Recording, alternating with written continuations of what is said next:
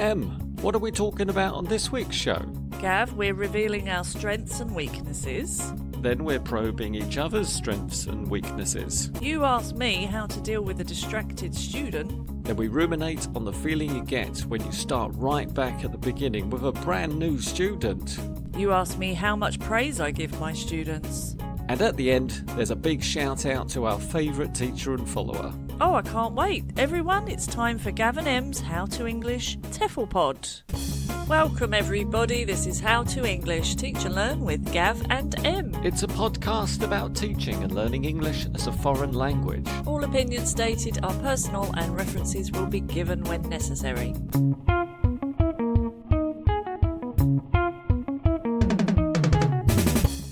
And we're back in the TEFL studio to record a new episode of Gav and Em's How to English TEFL Pod, and I hope you're ready this time. What do you mean this time? I'm always ready. This time and every time, Em. You are so very organised, you put me to shame. Do I? Okay.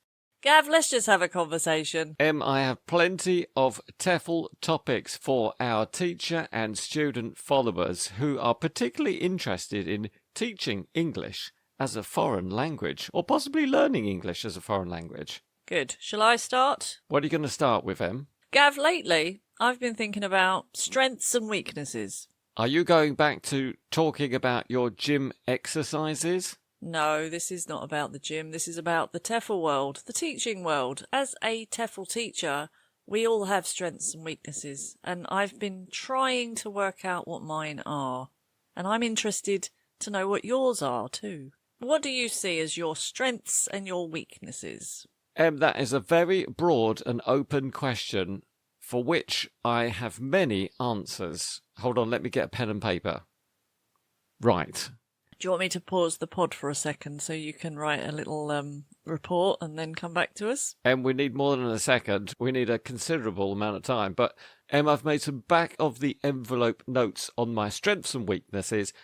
And I will start at the top with my strengths, being that I am a very focused teacher, aware of my students' needs and requirements. I am able to see if my student is sleeping or has their eyes open and is awake. Oh, I think you probably do more than that. I think that's a very superficial thing, but I think you are talking about real nuanced understanding of human behaviour and body language and all of those complicated signs that show us if a student is getting it or if they're tired. And some of them are less complicated. For example, this week, maybe I saw two students messaging each other secretly through the Teams chat as they were making jokes about something. And when I pulled them up, they said, "We're just writing to our colleagues. Sorry, teacher." That is unacceptable. Well, maybe I misunderstood, but one was snickering and the other was giggling, and soon they were having a lot of fun. Fortunately, the other student did not seem particularly aware, and I ignored it for as long as I could. I suppose maybe because the students didn't notice that other teachers may not have noticed either. Or was it really obvious? It was obvious to me, but not to them, so perhaps it was nuanced. Anyway, this is one of my strengths, to be super aware of what's happening in the teaching space. And super focused, as you've mentioned, which is amazing because it's a long time to stay focused and to be in the moment and only thinking about that thing. And I think there are a lot of jobs out there, Gav, where people are not really that much focused. I wish that were the only thing I was focusing on, Em. I was also thinking about errors, topics, conversation, direction, and multiple other things that were happening in the room at the same time. It just highlights for me that our job as a teacher is a very difficult one, and even if you're preoccupied with something or there's something going on in your personal life or you've got things to deal with, you have to put all that on hold when you're teaching a lesson. You have to be in that lesson completely, or I think you're not going to be a good teacher. That's a good point. Now, Em, I would like to hear your strength, at least one of them. I think, as you mentioned in the beginning of the pod, I am a very organised person, which some may say is a weakness, but I think it's a positive thing. Tell me who is claiming this is a weakness and I will make them pay. Perhaps spontaneous people who like to just, wake up in the morning and jump out of bed and do whatever they feel like. But I need time to think about what I'm going to do, plan it meticulously, take everything I need that's necessary. So I think being organised is an attribute for teaching anyway. It means that I've prepared, I've thought about a lot of the things that can happen during a lesson and not happen during a lesson. So I'm quite... Organised. Organised, yeah. Is there a synonym for organised? Diligent? Mm. I don't think that's the same though. But I also am diligent. I'm hardworking. I am punctual. I am empathetic. I think I'm quite good at picking up, as you mentioned, I'm quite good at picking up on mood, feelings, going with that, but also transforming it. So maybe students that come a bit tired or a bit stressed usually leave quite happy and relaxed. That is certainly a strength worth mentioning. I think you're also very good at being creative. Do you? Yes. Is that necessary for a teacher? I think so. I think it helps a lot. How does it help? Well, you're not just following the book and doing things that are tried and tested. You might experiment a bit, make lessons more memorable for that reason. I think your visuals are always really good. Your worksheets look good, which helps because you're creative. Gav, have you noticed anything in my teaching you would say is a strength? You are most certainly reliable. Ah. You mentioned punctual, but you're also always there. I am always there. When M says that M will be there, M will be there. You can rely on that. Oh, thanks, Gav. That is a good one. That is definitely a good skill to have as a teacher. And I think you get plenty of good feedback from your students. They often comment on the fact that you're very organised, as you mentioned. You have a clear plan, and for the students, it's obvious that you're taking them in a very direct path from learning to production. Okay, that's nice. I think something we both have, Em, is to not only pick up on the errors that our students make, but in fact to follow the conversation, the real content of what the student's trying to share with us. Because I'm sure some teachers would be interrupting their students if any mistake should happen, and this would be really quite difficult for the students to continue a meaningful conversation. You mean we're listening genuinely because we're interested and we really want to know what that student's telling us, rather than just from a language point of view, analysing what they're saying grammatically. That's what the student's impression is. Yeah. It may not be the truth, because we both know somewhere we're noting down errors, we're working on that. Might be thinking about laundry or doing some vacuuming. Don't be facetious. But I agree, I think it's really important to have that interest there and the human element of it. Gav, I also think you're very funny. And I think your students think you're funny too. Some of them do. Well, you can't be everything to everyone, but I think it helps to be a funny person and to make students laugh, and I think they'll remember you for that. Well, I hope so. I hope that helps them enjoy the lesson and they don't realise that they're also learning at the same time. Or maybe they should know that they're learning and enjoying themselves. It could be a partnership. Nice. Shall we move on to the slightly harder side of this and the negatives or the weaknesses? Do you want to start first? Em, we only touched the tip of the iceberg there of our strengths. I don't think you use it like that, Gav. Tip of the iceberg usually is negatives. Scratch the surface? That's better. Put our toe in the water. Yes. We just cracked the door open slightly. That is not an idiom. Oh. I think we've barely skimmed the surface of our strengths. But I don't want to bore the followers any longer. Let's talk about our weaknesses. Mm-hmm. Do you want to go first? Yep. Shall I just point out your weaknesses? No, and you let me point out do mine? mine. Let's just say our own first before we get to each other's. I think a lot of my weaknesses are flip sides to the positives. Over-organised. Well, the flip side of being... Over-attentive. Over-empathetic. Wait a second. I think organised is good, but it can mean rigidity and lack of spontaneity, which I think... Hold on a second, Em. Hold on. You can be very organised, but you don't have to follow that organised plan. I guess, but I kind of do. That's the weakness. Maybe. I think I struggle with spontaneity. I do feel the need to stay on track, and I do get off track. I do go out of the box, but I feel I'm out of my comfort zone a little bit, and maybe I need to do it more often. When you step out of the box, do you find that you're still in a box? I'm not sure I'm going with you with the metaphor. Yes. Is it a box in a box? I'm always in a box. Bubble in a box? The bubble comes with me, the box stays. Yeah, you know what I mean. It's just a little bit hard sometimes to let go of the plan. It sounds like you've not really let go of the plan at all. You've just veered a little off track, but then you're simply returning within a few moments. I don't know.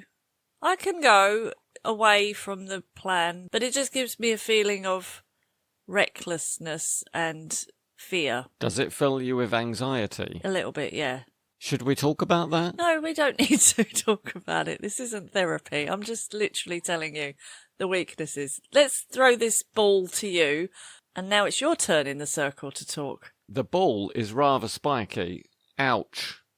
Right, I've caught the ball, and this is the ball of weaknesses, so I can feel myself being pulled to the ground. And I have to say my greatest weakness is my lack of organisation.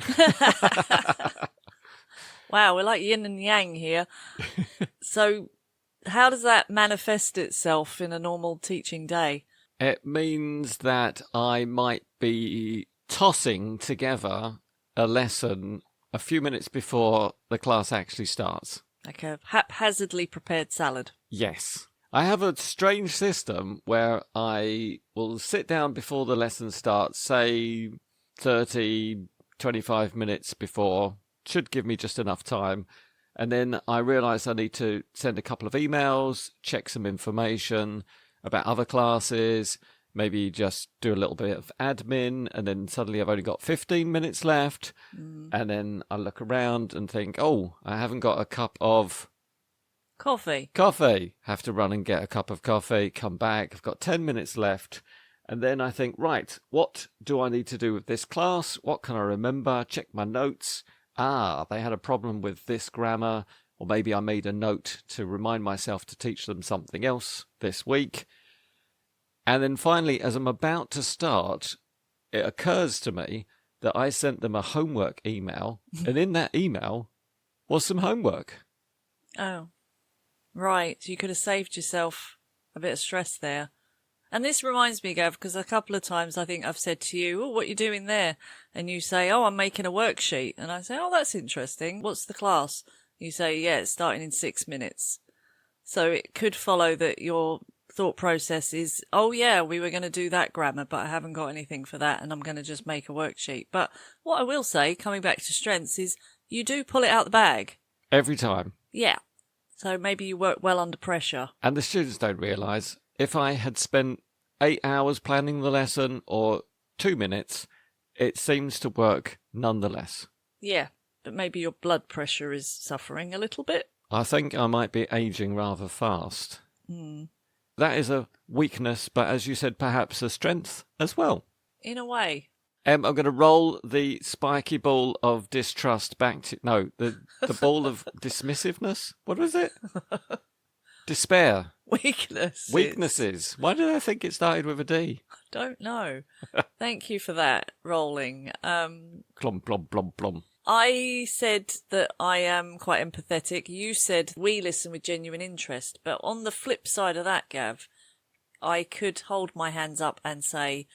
Perhaps I don't error correct as often as I should. Well, how often should you? There is no answer to this question. There is no answer, but I think I've had students maybe recognise other students making errors that have been missed, or I think, well, that student's still making that error, and they shouldn't be making that error now. Maybe I haven't been hard enough on them.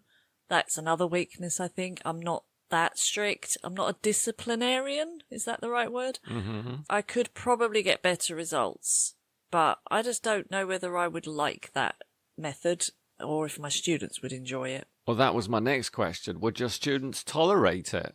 I don't know if they would, because I think a lot of my students don't want school-like lessons. They've got bad memories of school and they just want to talk freely in a relaxed situation. So I'd rather be on that side of the fence than the rigid, robotic, language-based, must be perfect kind of English. But when you're doing a grammar exercise with them, or you're dealing with some kind of structure in English, I guess you expect 100% precision in the student's language. Absolutely. Last week I was teaching narrative tenses, past simple, past continuous, past perfect continuous. Of course, at that point, I wouldn't have tolerated any errors because that was the whole point of the lesson. In that case, if it's a free speaking activity, then you're not correcting errors as much because your students are communicating effectively. Yeah, focusing on fluency rather than accuracy. But I would maybe critique myself and say there were probably a few more errors there than would be good. Throwing the ball back to you, carefully. Or would you like to point out any of my weaknesses, Gav, that I haven't mentioned? Let me have a think. I would definitely agree with your rigidity. I think that's something that you're possibly working on. Yep, trying to. And flexibility. Would you say that you're willing to reorganize your calendar to allow students maybe different times, maybe be a bit more relaxed about when your students have their lessons, so they might want to switch days, switch times? I get the feeling that you get pretty stressed out if students want to reorganize them. Am I wrong? You're not wrong, and I think I am flexible to a point within a certain time period, but after that I've got a bit of a rule, like evenings. I don't want to teach evenings. Yeah, I think that's a good observation. I am quite rigid in my timetable as well. But maybe you have students who say, Teacher M, can we do 45 minutes in the evening because I've got a bit of free time? Would that be okay?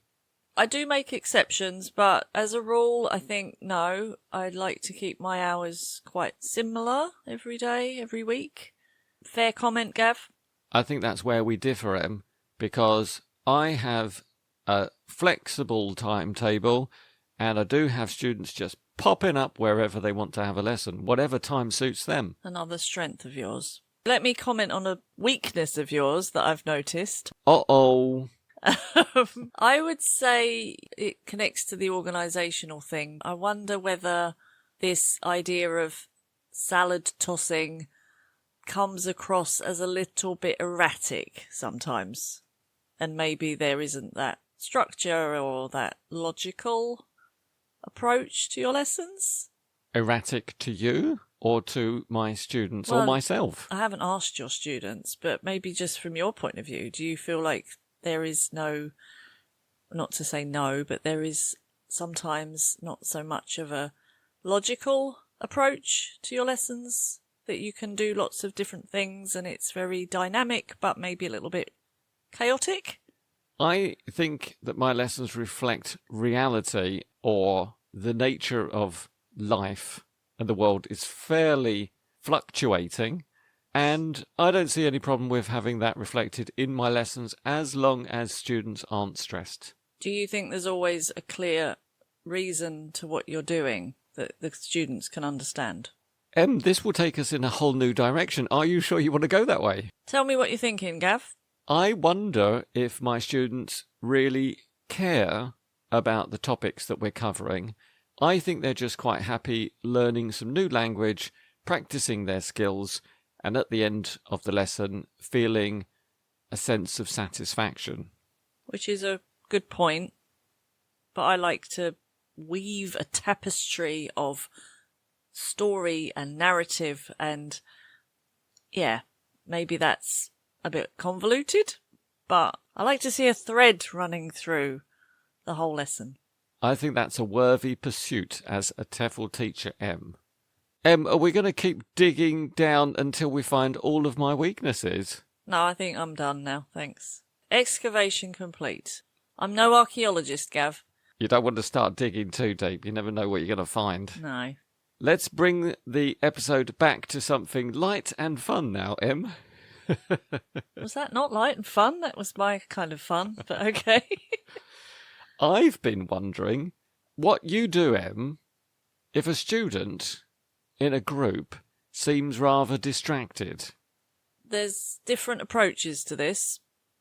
I think asking direct questions can help to try and engage this person. On topic, or just simply, what the heck are you doing, student? Why are you not laughing along with the rest of us? I think to begin with, I would ask a topic-based question. So what do you think of this point, or what do you think of the point that student's just made? Have you ever noticed when you go around the class, student A reads number 1, student B reads number 2, student C reads number 3, and then you get to your distracted student and they read number 7? Yeah, that is a key indicator of distractedness. Distraction. But if it's a speaking task, then yeah, questions work quite well to try and engage them. But what else can you do, Gav? Other than directly engage them, indirectly engage them? What's that? In what way? 2 methods come to mind, Em. One of them is to say their name, but in a different context. So I might say, distracted student.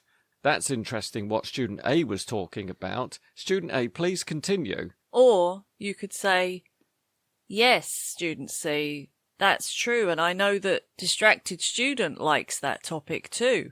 That's where I'm going, Em. And my second method is saying, student A, ask distracted student a question. Yeah. And again, that's grabbing the distracted student's attention.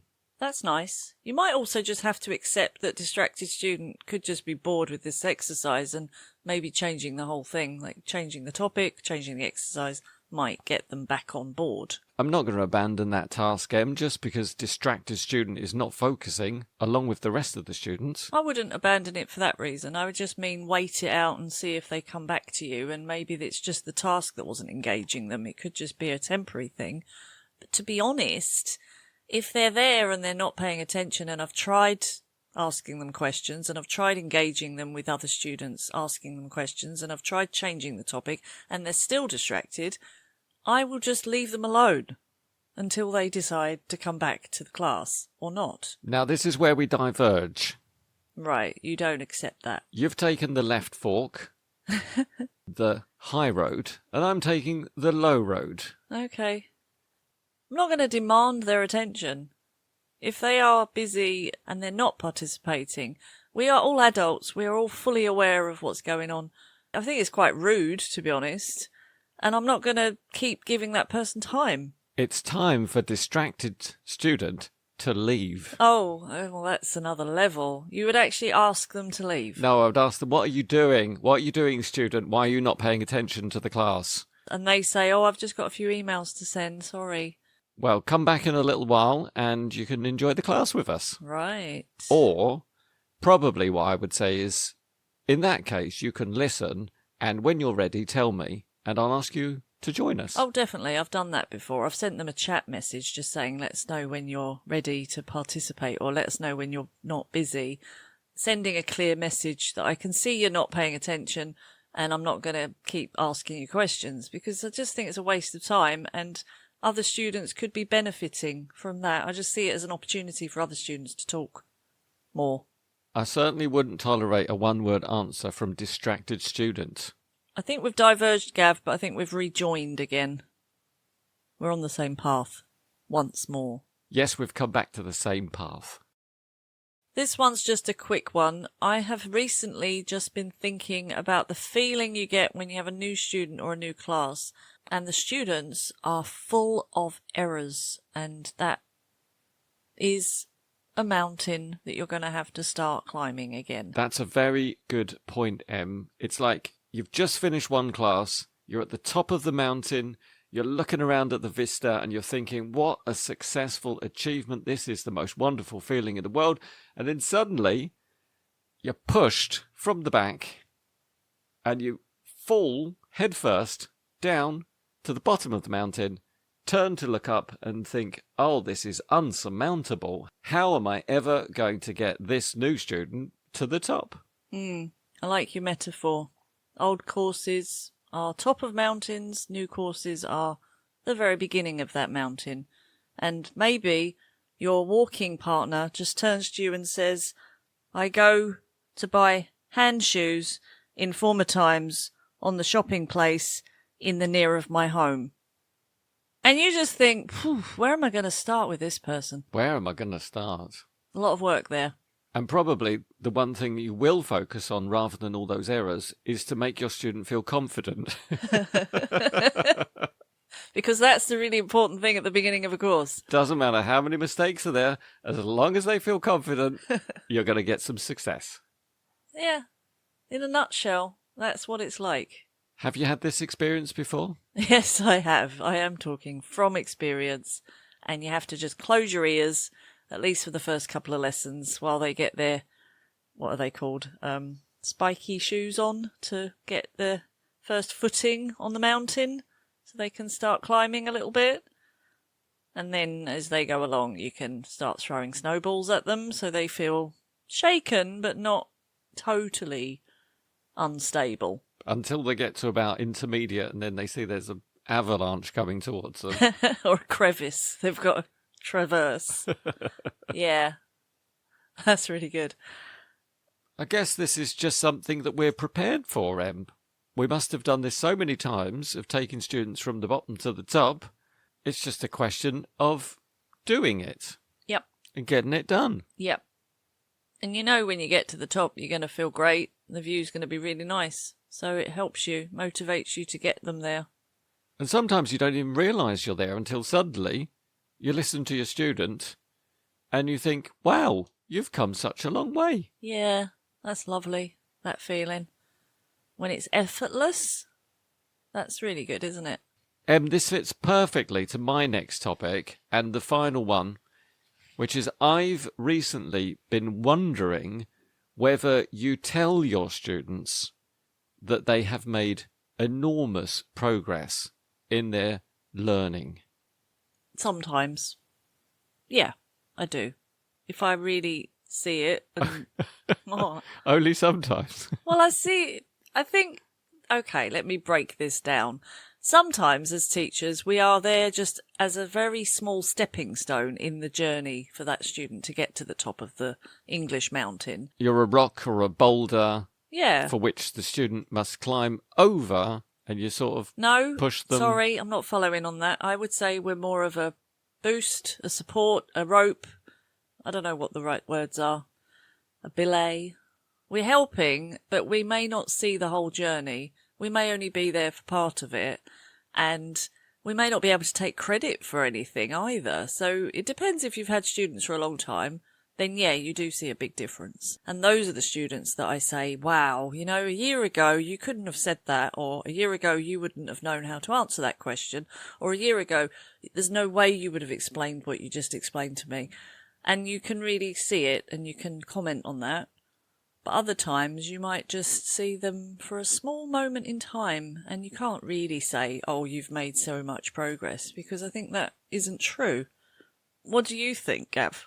I don't like to contradict you, Em, but I think even within one lesson, you could teach the student something and then have a free activity at the end and the students use that language. And you might want to say to your students, that was amazing. I'm really impressed with the language you just used. It was something that we learnt at the beginning of the lesson, and now you can use it perfectly and you can use it into the future. That even happened to me today, Em, where I was teaching the present continuous to talk about future actions. At the beginning of the lesson, my students were completely unaware of this grammar. And by the end of it, they were using it perfectly. And I said, this sounds wonderful. To hear you use this language in a very, very natural way, I am very impressed. Well, you're just talking about praise now. Am I just talking about praise? Well, yeah. Can we say just praise, Em? Because praise is a beautiful and wonderful thing in life. It is a beautiful and wonderful thing, and we shouldn't underestimate it because it really is effective. And is praise not a form of congratulation? I don't know. I was trying to remember what your original comment was. I don't think it was praise or congratulations. Do you ever congratulate students on Is that what you said? Maybe not, but that was what I wrote down. Okay. Well, these are nuanced phrases. I suppose I was just interpreting it as, I think you said progress or something, but yeah, definitely there's long-term progress, there's short-term progress. Praise in general, I still don't overuse it. I don't know what your line is on, overuse of praise. Is this a strength or a weakness now? I don't know. It's just a version of teaching. It's your teaching methodology not to give too much praise. Well, you need to use it in a way that your students know that it really means something. Strategically. Not even that, just genuine praise. Because if you just say, oh, that was awesome every time. Maybe it was awesome. Every time. Why not? Oh, okay. Your students are great. Well done them. But I would say I use it when it's earned. Maybe I overpraise. I don't know. Now I'm getting very analytical, but I use it when it's really earned and when I really think, yeah, that was amazing. You did a really good job there. It is often, maybe I should say often, not sometimes. Your original point was, wow, you've come a long way or something. And I think that's more of a journey type phrase. You're absolutely right. But I did enjoy putting the magnifying glass on that concept and thinking that could be achieved within one lesson, within a week, within a year, within 10 years of teaching those students. Yeah. Put the magnifying glass on it. Is that the old way of saying double clicking on it? I think it's more like pinching, squeezing. Yes. Modern day references. Double click. You can say magnifying glass. I think some followers might know what they are. Maybe not. I'd also just like to mention, Gav, one of our long-term followers, Sergio from Grammar Drops. Thank you so much for your comments every time. We really, really appreciate it and look forward to your comments and love to know what you think of our episodes. And one thing you mentioned was how the dynamics of the class change when you stand up compared to when you sit down. And yeah, I absolutely agree with you. It is so obviously different when you do that as a teacher. And because I teach online these days, I don't think about it quite as much, but I remember going into classrooms and never sitting down because I just felt like the energy would change. Thank you for your observations, and we hope you continue to enjoy our conversations. That's absolutely true. Thank you, and go and check out Sergio at Grammar Drops on all the socials and YouTube for some very engaging learning tips. That's all for now, Gav. Did we mention our favourite beverages? We mentioned the beverage. That was all. Right. Follower, if you're interested in sending a tip our way, visit ko-fi.com/howtoenglishpod, where you can send some thanks our way. That's all for now, Gav. Not before I praise the episode. I praise the day and praise you for your participation in today's pod, Em. Well, that was weird, but thank you for that praise. Thanks, Gav. It's nice to get a little recognition. Catch you next time. Bye for now, Em.